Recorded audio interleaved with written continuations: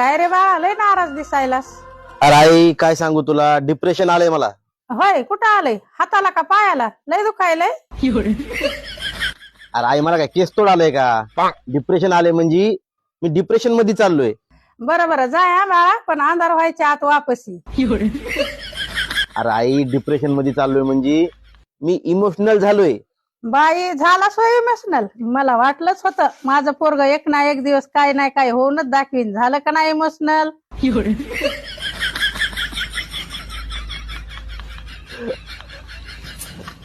अरे आई काय नाही म्हणजे मला ताण आलाय रे, मला काम धंदा भेटा नाही त्याचा ताण आला मला, दुसरा काही विषय नाही.